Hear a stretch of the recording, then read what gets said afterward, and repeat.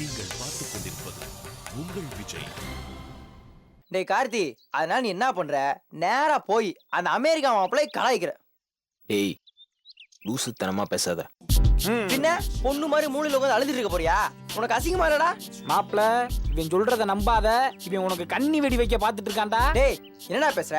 காலேஜுக்குள்ள எதா சுத்திட்டு இருந்தான், இப்ப வெத்தாயிட்டான். மாப்பிள நீ வாடா, இன்னைக்கு என்ன நடந்தாலும் சரி அந்த அமெரிக்கா மாப்பிள்ளைய மிரட்டல அவன் திரும்ப ஃபர்ஸ்ட் பேர் பிடிச்சி அமெரிக்கா ஓடணும். வா. டேய் ஜெயா என்ன ஏமாத்தினதுக்கு அவன் என்னடா பண்ணுவான்? இவளத்தான் என்ன பண்ணலான்னு யோசிச்சுட்டு இருக்கேன். ஆமாண்டா மாப்பிள, அவன் என்னடா பண்ணுவான்? இவ இருக்கா பாரு, இந்த ஜெயாவை தாண்டா அசிங்கப்படுத்தின. நேரம் வராமலா போயிடும். அதுக்குள்ள கல்யாணமாயி 2 பேரும் அமெரிக்கால செட்டில் ஆயிருவாங்க. என்னடா பேசுறீங்க?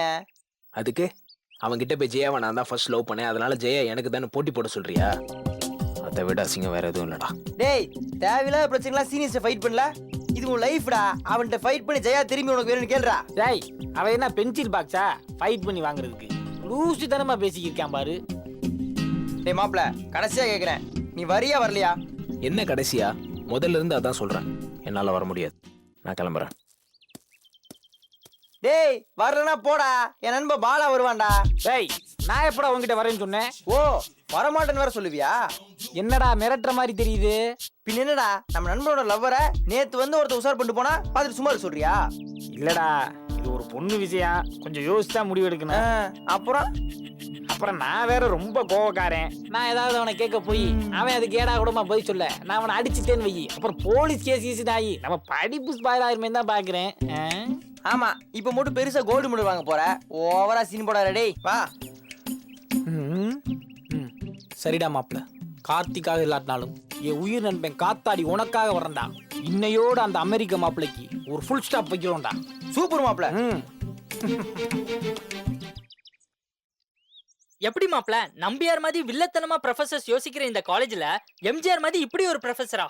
அதுதான் மாப்பிள எனக்கும் புரியல. ஒருவேளை இவர் உளவுத்துறையா இருப்பாரோ? என்னடா பூ சொல்ற?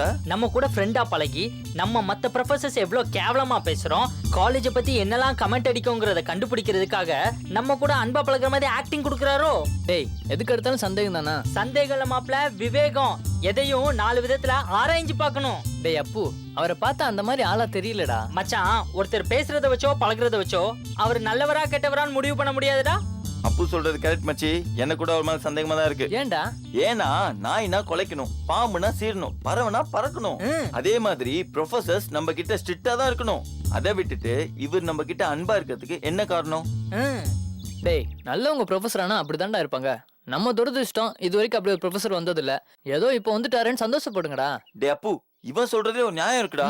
இத பாரு, ஒன்னு அவனுக்கு சப்போர்ட் பண்ணு இல்ல எனக்கு சப்போர்ட் பண்ணு. இந்த 2 பேருக்கு சப்போர்ட் பண்ற வேலை எல்லாம் வேணாம். டேய் இவன் என்னடா பண்ணுவான்? டைம் அந்த மாதிரி, அதான் யாருக்கு ஆதரவு தரதுன்னு தெரியாம முழிக்கிறான். டேய் அவர் நல்லவரா கெட்டவரான்னு நமக்கு தேவையில்ல, நாம அவர்கிட்ட ஒரு லிமிட்டோட இருப்போம், அதான் நம்ம எல்லாருக்கும் நல்லது.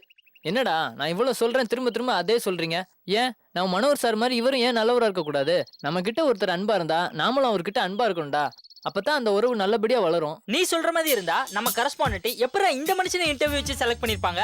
அப்பாயின்மெண்ட் ஆர்டர் கொடுக்கிறதுக்கு முன்னாடி ப்ரொஃபசருங்களுக்கு ஜாலர் போட தெரியுமா, ஸ்டூடெண்ட் மேல எரிஞ்சு வேலை தெரியுமான்னு பார்த்து தானே வேலை கொடுத்துருப்பாங்க. டேய் நீங்க சொல்றதெல்லாம் சரிதான்டா, நான் இதுக்கு மேல உங்ககிட்ட ஆர்கியூ பண்ண விரும்பல. கோவிச்சுக்காத மாப்ள, நீ சொல்ற மாதிரி எங்களுக்கும் அந்த ப்ரொஃபசர் நல்ல பிள்ளைன்னு தான் தோணுது. ஆனா 10% சந்தேகமா இருக்கு. டேய் வரான் பாரு வில்ல, பாக்குறதுக்கு பாவமா இருக்கான், ஆனா பண்றதெல்லாம் பச்சோந்தி வேலை. டேய் சும்மா எல்லாரையும் குறை சொல்லாதீங்கடா. முதல்ல நாம ஒழுங்கா இருக்கணும், அப்புறம் மத்தவங்கள குறை சொல்லணும். அது ஒண்ணு இல்லடா அப்பு, இவனதான் சுல்லாம் கூட படிக்கிற பிள்ளைன்னு சொல்லிட்டானே, அதனாலதான் அவனை திட்டினா இவனுக்கு பொத்துன்னு கோவம் வருது. டேய் அப்படிலாம் ஒண்ணும் இல்லடா. முதல்ல நீங்க அவர் கொடுக்க வேண்டிய மரியாதை கொடுங்க, அதுக்கப்புறம் அவர் ரெஸ்பாண்ட் பண்ணலனா நீங்க சொல்றது சரிடா. அதை விட்டுட்டு ஓவரா அளந்தா எப்படிடா? அவ்வளவுதானே, இப்ப பாரு. டேய் வரான்டா. Good morning sir. Good morning. வணக்கம் சார். வணக்கம் சார். என்னடா எப்பவும் இல்லாத புதுசா? அவன் வணக்கம் சொன்னா மட்டும் வணக்கம் சொல்றது, நாங்க வணக்கம் சொன்னா நக்கலா பாக்குறது. என்னடா முறைகிற? இல்ல சார், நம்ம புது ப்ரொஃபசர் வந்தாரு, அவருக்கு வணக்கம் சொன்னோம், அவரு 2 கையும் எடுத்து வணக்கம்னு சொன்னாரு சார். அவரு மரியாதை தெரிஞ்ச மனுஷன்டா. என்னடா ஓவரா வாய் பேசுறீங்க? கொழுப்பா? என்னடா அமைதியா இருக்கும் பாக்குறீங்களா? அவரு யார் எது சொன்னாலும் கோவப்படக்கூடாது சொல்லியிருக்காரு சார்.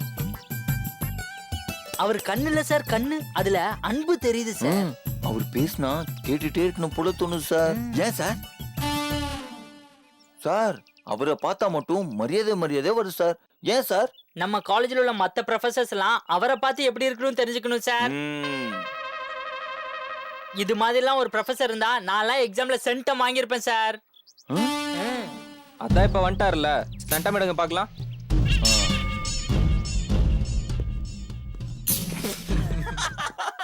டேய் ஏன்டா இப்படி ஓட்டுனீங்க? இவனெல்லாம் இப்படிதான்டா ஓட்டணும். சுல்லா 2 நாளைக்கு தூங்கவே மாட்டான்டா.